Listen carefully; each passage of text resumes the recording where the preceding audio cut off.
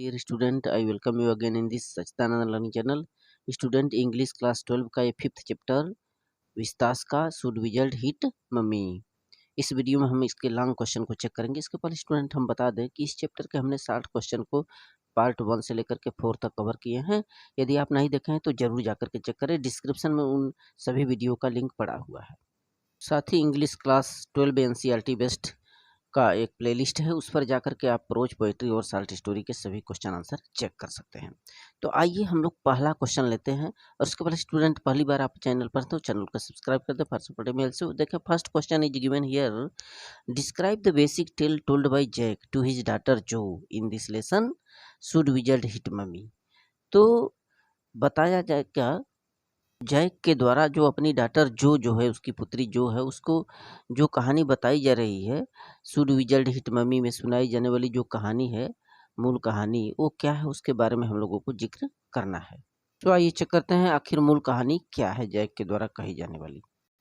देखिए, Jack is the narrator and father of this story should wizard hit mommy. तो यह जो chapter है शुड विजल्ट हिट मम्मी, इस चैप्टर के जो जैक है उसका कथाकार है और वह पिता की भूमिका निभाता है, पिता भी है। Jack had habit of telling his daughter जो a story every evening and on Saturday afternoon naps. तो जो जैक है, जो फादर है, वह अपनी पुत्री जो को हर दिन कहानी सुनाता है। कब कब, heavy to telling his daughter जो अ स्टोरी एवरी इवनिंग, हर शाम को, एंड सैटरडे आफ्टरनून, और हर शनिवार को दोपहर के बाद झपकी लाने के लिए, उसको सुलाने के लिए जो है कोई न कोई कहानियाँ मनगढ़ंत कह करके सुनाता रहता है अपने उस बच्ची जो को। So each new story was a slight variation of a basic tale. तो उसके द्वारा कहे जाने वाली हर एक जो कहानी होती थी थोड़ा सा विविध होती थी, थोड़ा सा डिफरेंस होता था, वेरिएशन होता था। जो मूल कहानी होती थी बेसिक टेल, उससे अलग हट करके होती थी कहानियाँ। His every story was based on a creature, a small creature. तो कोई भी कहानी वो लेता था तो कोई न कोई जीव जंतु पर आधारित होता था, छोटे छोटे प्राणियों पर आधारित वो कहानियाँ कहता था। A small creature usually named Roger Skunk. और इस पाठ में जिस कहानी के बारे में उसने बताया, उस छोटे से प्राणी को हम लोग प्रायः क्या बुलाते हैं, रोजर स्कंकक।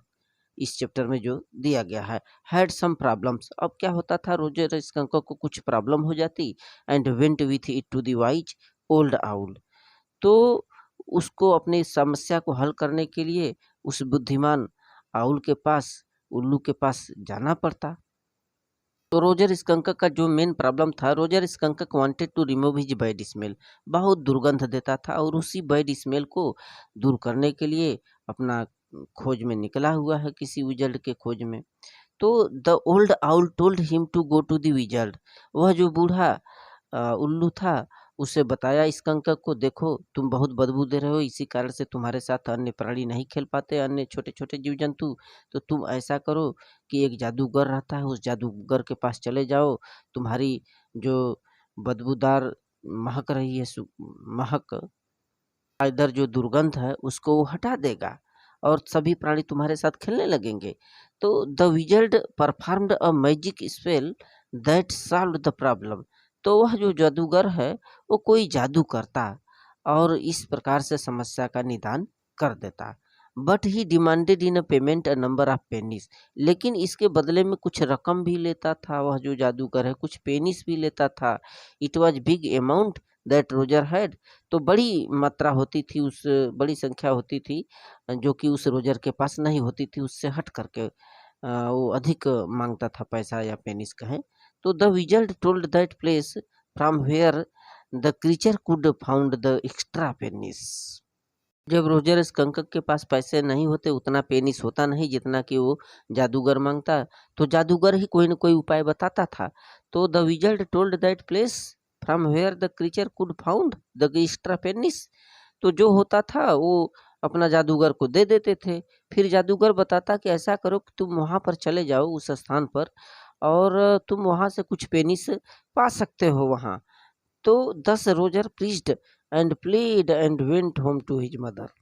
इस प्रकार से जादूगर के द्वारा उसकी बदबू को हटा दिया जाता, जो उसकी प्रॉब्लम होती, कोई भी प्रॉब्लम होती, और खुशी खुशी होकर के वो घर अपने मदर की तरफ मिलने के लिए चलने लगता।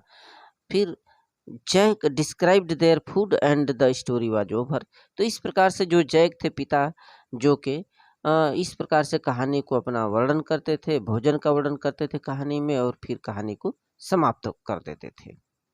तो यही मूल कहानी थी इस चैप्टर का। नेक्स्ट क्वेश्चन, क्वेश्चन नंबर 2 है कि हु वाज रोजर स्कंकक। रोजर स्कंकक कौन था? हाउ वाज जो seemed attached deeply with this character, why? तो वह जो थी, डॉटर थी, वह इतना अधिक गहराई से उस रोजर स्कंकक प्राणी से जुड़ी क्यों थी, उसके बारे में जिक्र करना है।